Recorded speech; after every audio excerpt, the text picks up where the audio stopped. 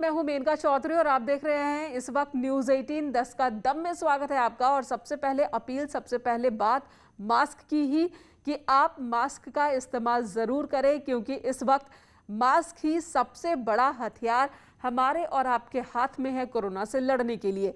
News 18 बार बार यही appeal कर रहा है कि जब भी आप घर से बाहर निकले, जब तक ये महामारी है, आप मास्क नहीं उतारेंगे। और हमारी मुहिम मास्क पहनो इंडिया को आप भी समर्थन कीजिए, मास्क को ठीक से पहनिए। चलिए अब खबरों पर बढ़ते हैं आगे। बात कोरोना अपडेट की ही कर लेते हैं। देश का कोरोना अपडेट इस वक्त जो है उसके हिसाब से 24 घंटे में 1,65,553 केस एक दिन में सामने आए हैं, जबकि 3,460 लोगों की मौत हुई है। 24 घंटे में 2,76,309 मरीज ठीक हुए हैं। देश में इस वक्त 21,14,508 एक्टिव केस मौजूद हैं।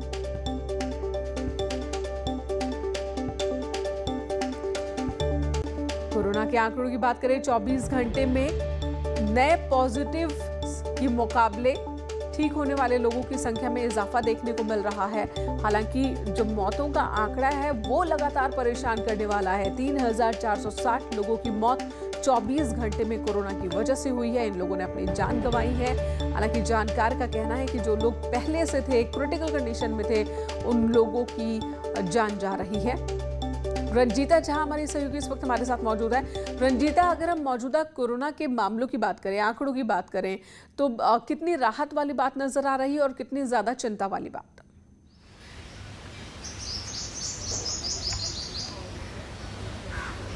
मेनका, निश्चित तौर पर जिस तरह के आंकड़े अब देखने को मिल रहे हैं वो लोगों को राहत ही पहुंचाएगी। पिछले 24 घंटे में 1,36,000 जो मामले हैं वो है। रिकवरी रेट की बात की जाए तो प्रतिशत में 96% रिकवरी रेट पहुंच चुका है और डेली पॉजिटिविटी रेट जो है 9% तक पहुंचा हुआ है। इसके साथ ही वैक्सीनेशन की अगर बात की जाए तो अब तक पूरे देश में 21 करोड़ डोजेज वैक्सीन के लगाए जा चुके हैं। जांच की अगर बात की जाए, क्योंकि लगातार सरकार, चाहे वो केंद्र सरकार हो या राज्य सरकार हो, उनकी तरफ से ये कहा जाता है कि सबसे ज्यादा टेस्टिंग होनी चाहिए, टेस्टिंग से घबराने की जरूरत नहीं है। तो ऐसे में पिछले 24 घंटे में 30 लाख से ज्यादा पूरे देश में टेस्टिंग हुई है। तो एक तरफ जहां जो केसेस हैं वो कम हो रहे हैं, टेस्टिंग लगातार बढ़ रही है, वैक्सीन की प्रक्रिया को आगे बढ़ाया जा रहा है, तो हम कह सकते हैं कि देश में कोरोना को लेकर जिस तरह की पाबंदियां लगाई गई थी, जिस तरह के गाइडलाइन लगाई गई थी, उसका अब जो है वो फायदा देखा जा रहा है आंकड़ों के जरिए। और इसी बीच केंद्र सरकार की ओर से भी ये सुझाव दिया गया है कि कम से कम जून के आखिर तक लॉकडाउन वाली स्थिति बनाए रखे तमाम सरकारें, राज्य सरकारें। लेकिन हमने दिल्ली में देखा कि अब धीरे धीरे अनलॉक की तरफ दिल्ली बढ़ रही है और दूसरे राज्यों से भी यही उम्मीद की जा रही है कि शायद ऐसा ही कदम उठाया जाए। उसका कितना असर जानकार मान रहे हैं कि आने वाले दिनों में देखने को मिल सकता है?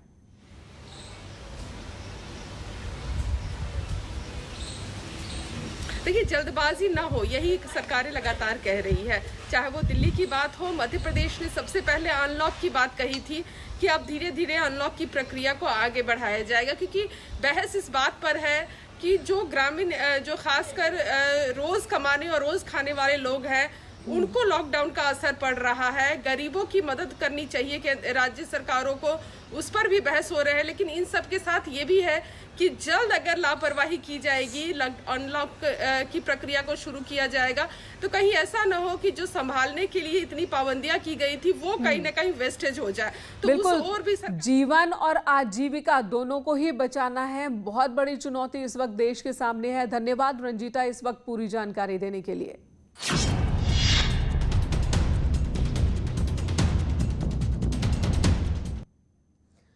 और कोरोना के संक्रमण को रोकने के लिए इस समय यूपी में कोरोना कर्फ्यू चल रहा है, जो कि 31 मई यानी कि कल सुबह 7 बजे तक है।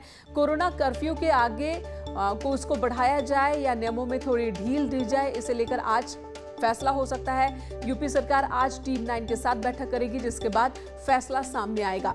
फिलहाल प्रदेश में कोरोना के नए मामले 3000 से नीचे पहुंच चुके हैं। ज्यादातर जिलों में कोरोना के मामलों में लगातार कमी देखने को मिल रही है, लेकिन पश्चिमी यूपी की अगर हम बात करें तो यहाँ पर अभी भी हालात बहुत ज्यादा सुधरे हुए नजर नहीं आ रहे हैं। ऐसे में कोरोना कर्फ्यू को लेकर यूपी सरकार के फैसले पर सबकी निगाहें टिकी है। पहले मध्य प्रदेश और उसके बाद दिल्ली में कोरोना कर्फ्यू में थोड़ी ढील दी गई, तो क्या यूपी में भी इस तरह के कदम उठाए जाएंगे? सबके मन में यही सवाल है, क्योंकि एक तरफ जीवन है, दूसरी तरफ आजीविका है। लॉकडाउन की वजह से, कोरोना कर्फ्यू की वजह से आंकड़ों पर कंट्रोल कर लिया गया, कोरोना के नए मामलों पर कंट्रोल कर लिया गया, लेकिन अब अगर अनलॉक की तरफ हम बढ़ते हैं तो हालात बिगड़े ना, ये एक बड़ा सवाल बना हुआ है। और ऐसे में देखना होगा कि आज उत्तर प्रदेश की सरकार क्या फैसला लेती है। बहुत मुमकिन है कि थोड़ी ढील दी जाए और साथ में नाइट कर्फ्यू उसे बरकरार रखा जाए। ये भी मुमकिन है कि 50% कर्मचारियों के साथ कुछ फैक्ट्रीज को इजाजत दे दी जाए।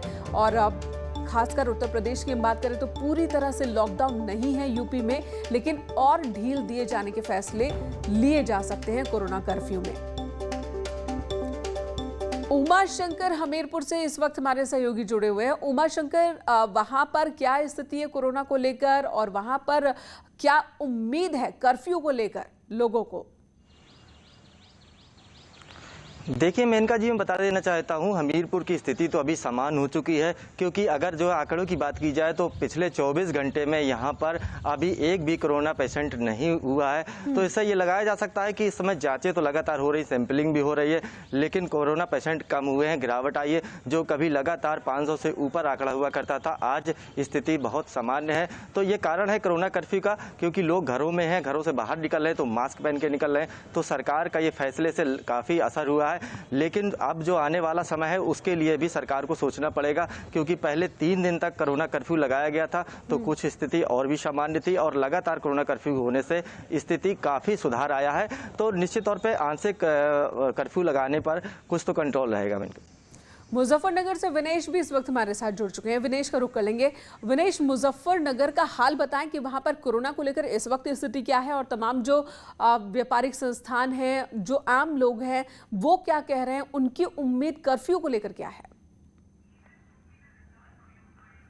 देखिए, जो आम लोगों की राय अगर की बात करें तो कल कुछ लोगों की राय जानने का प्रयास किया गया था, तो उसमें साफ तौर पर कहना था कि जहां कर्फ्यू लगातार इतने समय से चल रहा है उसमें ढील दे दी जाए, क्योंकि अब केस जो है कोरोना के वो कम होते जा रहे हैं, और जिस तरह से पहले स्थिति लगातार बहुत भयानक हो गई थी उसमें काफी कमी आ गई है। तो उसके चलते व्यापारी भी और आम जन भी का भी यही कहना था कि कर्फ्यू में कहीं ना कहीं कुछ तो ढील दे देनी चाहिए, भले ही वो कुछ। जाहिर सी बात है, पहले लहर में बहुत नुकसान व्यापारियों ने झेला है, और अब दूसरी लहर की वजह से भी उन्हें नुकसान का सामना करना पड़ रहा है। और ऐसे में व्यापारी तो यही चाहते हैं कि जल्द से जल्द जो कड़ाई है उसमें ढील मिले, लेकिन बहुत जरूरी है कि जीवन की रक्षा हो। धन्यवाद आप दोनों का पूरी बातचीत के लिए। तो ढील मुमकिन है कि दी जाए कुछ सख्त नियमों के साथ, लेकिन चुनौती हो जाएगी तब कि कोरोना नियमों का पालन हो। और अगली खबर का रुख कर लेते हैं। मोदी सरकार के 7 साल पूरे होने के मौके पर आज बीजेपी पूरे उत्तर प्रदेश में सेवा कार्यक्रम का आयोजन कर रही है, और इसके तहत बीजेपी के पदाधिकारी, सांसद और विधायक यूपी के 23,000 गांव में जाकर सेवा कार्य करेंगे। सीएम योगी वर्चुअल तरीके से महोबा के सिझरी और सीतापुर के गुरेपारा गांव के साथ ग्रामीणों के साथ संवाद करेंगे। उप मुख्यमंत्री केशव प्रसाद मौर्य प्रयागराज के पूरा मुफ्ती गांव, थानापुर गांव, और केंद्रीय मंत्री स्मृति ईरानी अमेठी लोकसभा के जरौटा गुनौर गांव के ग्रामीणों से बात करेंगी। तो आज का कार्यक्रम पूरे उत्तर प्रदेश में बीजेपी के नेता और कार्यकर्ता आज के कार्यक्रम में शामिल होंगे। अलग तरीके से 7 साल पूरे होने पर बीजेपी इस दिन को सेलिब्रेट कर रही है। इसे आम जनता के नाम इस दिन को किया गया है। रंजना हमारे सहयोगी इस वक्त हमारे साथ मौजूद हैं। रंजना, 7 साल पूरे हुए और आज के दिन को आम लोगों की सेवा से जोड़ रही है बीजेपी। किस तरह की सेवा गांव में बीजेपी के नेता कार्यकर्ता देंगे? बिल्कुल, हम दिखाना चाहेंगे कि जो बीजेपी ने कार्यक्रम अपना रखा है उससे इस तरह से गांव में जा रही है जहां पे मैक्सिमम ज़रूरत है लोगों को जागरूकता की, और इस तरह से हम देख सकते हैं कि किस तरह से कार्यक्रम लगाया गया है। हम बात भी करना चाहेंगे कि आखिरकार लोग जो है, नेता जो है, उनके क्या कह रहे हैं। सर, आप लोग आज जो कार्यक्रम बनाए हैं उसमें किस तरह की जो है जागरूकता कैसे लाएंगे लोगों के बीच में? एक मुस्लिम बाहुल्य इलाका है और यहाँ पे आए हैं कि किस तरह से जागरूक किया जाए कोरोना के इन चीज़ों को और सेवा काल को कैसे आप लोग करेंगे? देखिए, मोदी सरकार के 7 वर्ष आज पूरे हो रहे हैं। इन 7 वर्षों में ऐतिहासिक उपलब्धियां रही हैं, लेकिन स्वाभाविक रूप से जो कोरोना काल की परिस्थितियां हैं, उन कोरोना काल के परिस्थितियों में कोई बड़े सार्वजनिक कार्यक्रम नहीं करने हैं। और बड़े सार्वजनिक कार्यक्रम नहीं करने हैं तो हमारे पार्टी के राष्ट्रीय अध्यक्ष आदरणीय JP नड्डा जी ने ये निर्णय लिया कि सेवा ही संगठन है। इसको मूर्त रूप करते हुए, इसको अंगीकार करते हुए हम जनता के बीच में जाएं और सेवा का काम करें। तो आज हम सब लोग यहाँ एकत्रित हुए हैं। स्वच्छता का एक कार्यक्रम करेंगे, मास्क वितरण करेंगे, सैनिटाइजर वितरण का काम करेंगे, लोगों को यानी कहीं न कहीं सेवा के काम करते हुए। और सहज स्वाभाविक है, प्रधानमंत्री जी के मन की बात का भी कार्यक्रम है, तो हम सब लोग मिल करके साथ में प्रधानमंत्री जी के मन की बात के कार्यक्रम में भी शामिल होंगे। तो ठीक है रंजना, तो बड़े पैमाने पर सार्वजनिक कार्यक्रम नहीं हो सकते, तो छोटे छोटे पैमाने पर बीजेपी के नेता, कार्यकर्ता, मंत्री कार्यक्रमों में से जुड़ रहे हैं, लोगों को जागरूक कर रहे हैं कोरोना को लेकर, गांव के लोगों को खासकर। ये अच्छी बात है। देखना होगा कि इस दौरान भी कोरोना प्रोटोकॉल का पालन होता रहे। धन्यवाद रंजना, इस वक्त ये तस्वीर हमारे दर्शकों तक पहुंचाने के लिए। और कोरोना की दूसरी लहर ने कहर बरपाया तो सवाल व्यवस्थाओं पर भी उठने लगे, जबकि कोरोना वायरस के तेजी से प्रसार के पीछे जिम्मेदारों की लापरवाही भी बड़ी वजह रही, जिसका एक नजीर देखने को मिला है कानपुर के हैलेट हॉस्पिटल में, जहां पर वेंटिलेटर नहीं होने की वजह से सांसें उखड़ती रही और 26 वेंटिलेटर स्टोर रूम में धूल फेंकते रहे। 1 साल पहले ये वेंटिलेटर यहां पर इस अस्पताल को दिए गए थे, लेकिन अब तक इंस्टॉल नहीं किए जा सके हैं। कानपुर से श्याम तिवारी की ये रिपोर्ट देखिए।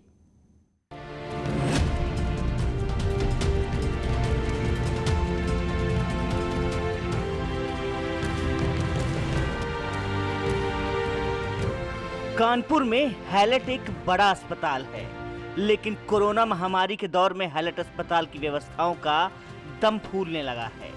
लोगों को बेड नहीं मिल रहे थे, वेंटिलेटर की कमी की वजह से लोगों को एडमिट नहीं किया जा सका। ऐसे में मेडिकल कॉलेज के प्राचार्य ने शासन को पत्र लिखकर मेडिकल कॉलेज प्रशासन की इच्छा शक्ति पर सवाल खड़े कर दिए।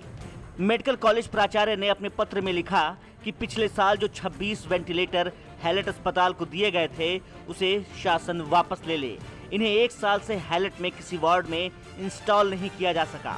वेंटिलेटर है जिनको कंपनी ने ही इंस्टॉल किए थे और एक बार चेंज हुए थे, और वो वेंटिलेटर जो इसमें हाई लेवल ऑक्सीजन रिक्वायरमेंट होती है उतना इसकी इफेक्टिव नहीं है, इसलिए उनको वापस किया जा रहा है और उसकी जगह पर वेल के वेंटिलेटर सप्लाई किया जा रहा है। ऐसे में सवाल ये है कि इन वेंटिलेटर्स को अब जब शासन ने अप्रैल 2020 में दिया था तो उन्हें 1 साल तक स्टोर में क्यों रखा गया, जबकि यह पहले ही वापस कर दिए जाते तो दूसरे अस्पताल में काम आ सकते थे और लोगों की जान बचाई जा सकती थी। कोरोना की सेकेंड वेव के पीक के समय में तमाम लोगों की सांसें उखड़ रही थी। उस वक्त हैलेट के स्टोर रूम में 26 वेंटिलेटर धूल फेंक रहे थे। इन वेंटिलेटर्स को अगर समय रहते इंस्टॉल कर दिया गया होता तो कई मरीजों की जान बचाई जा सकती थी, लेकिन ऐसा नहीं हुआ। लापरवाही से हुई मौतों के लिए जिम्मेदार कौन है और इसका जवाबदेह कौन है? श्याम तिवारी, न्यूज़ 18 उत्तर प्रदेश, कानपुर। कानपुर का बड़ा अस्पताल है हैलेट और इस अस्पताल की बड़ी लापरवाही बार बार सामने आ रही है। फिर सवाल है कि आखिर एक्शन क्यों नहीं? बलरामपुर से खबर, जहां पर न्यूज़ 18 की खबर का असर हुआ है। नदी में शव फेंके जाने के मामले में केस दर्ज हुआ है। एम्बुलेंस चालक की तहरीर पर मुकदमा दर्ज हुआ है। मृतक के परिजनों के खिलाफ ही ये मुकदमा है। राप्ती नदी में शव बहाने का वीडियो सामने आया था। सिसई घाट पुल से नदी में फेंका गया था शव।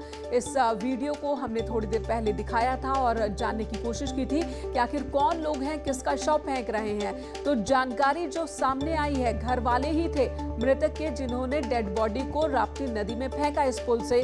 अब इस मामले में एक्शन हुआ है, कार्रवाई हुई है, मामला दर्ज हुआ है। सर्वेश सिंह हमारे सहयोगी बलरामपुर से हमारे साथ मौजूद है। सर्वेश, मामला दर्ज हुआ है, किन धाराओं में मामला दर्ज हुआ है और क्यों इस शख्स ने राप्ती नदी में शव को फेंका? देखिए, आपको बता दें कि ये जो महामारी अधिनियम है, इसके अंतर्गत मामला दर्ज किया गया है। क्योंकि सरकार ने इस तरह के शव जो कोरोना से संक्रमण में लोग मर रहे हैं, उनके शवों को दफनाने के लिए, उनका दाह संस्कार करने के लिए भी सरकार ने 5,000 रुपए मुहैया कराए हैं। लेकिन उसके बावजूद अगर इस तरह की घटना की गई है तो उसमें निश्चित रूप से ये दंडनीय था। और जो एम्बुलेंस चालक था, उसकी तहरीर पे मुकदमा दर्ज हुआ है, उसके एक परिजन के खिलाफ ही दर्ज किया गया है। और अभी सर्वेश, सरकार पैसे दे रही है, ये अलग बात है, और दूसरी बात है कि इस एक प्रोटोकॉल भी है दाह संस्कार का कोरोना टाइम में, उसका भी पालन नहीं हो रहा है। क्या बता रही है पुलिस? कुछ जानकारी है क्यों इन्होंने डेड बॉडी को नदी में फेंका, जब हर तरफ बवाल मचा हुआ इस मसले को लेकर? हाँ, निश्चित रूप से देखिए, ये एक संवेदनहीनता का विषय है। जो जरा सा भी संवेदनशीलता नहीं रह गई। इस मुद्दे को परिजनों को जब सौंप दिया गया तो अभी हमारी डोम से भी बात हुई है, जो उसी के जस्ट बगल में जहां ये शव फेंका गया है, उसी के बगल में शमशान घाट भी था। डोम ने बताया कि उसके पास लोग गए थे, उसने बताया कि लकड़ी हमारे पास मौजूद है, थोड़ा गीली है। इसके बावजूद उन लोगों ने कहा नहीं, मुझे लकड़ी नहीं चाहिए, मुझे जल प्रवाह करना है।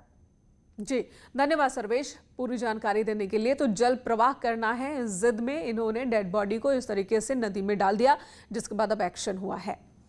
पीएम मोदी के मन की बात को लेकर राहुल गांधी ने ट्वीट कर निशाना साधा है। राहुल गांधी ने कहा कि कोरोना से लड़ने के लिए चाहिए सही नीयत, नीति, निश्चय। महीने में एक बार निरर्थक बात नहीं। जी हां, तो मन की बात 11 बजे इस कार्यक्रम की शुरुआत होनी है प्रधानमंत्री नरेंद्र मोदी की। उससे पहले राहुल गांधी, जो लगातार हर दिन ट्वीट के जरिए पीएम पर निशाना साध रहे हैं, केंद्र सरकार पर निशाना साध रहे हैं, उन्होंने कहा कि महीने में एक बार निरर्थक बात नहीं। ब्रेक के लिए रुकेंगे, खबरों का सिलसिला जारी है।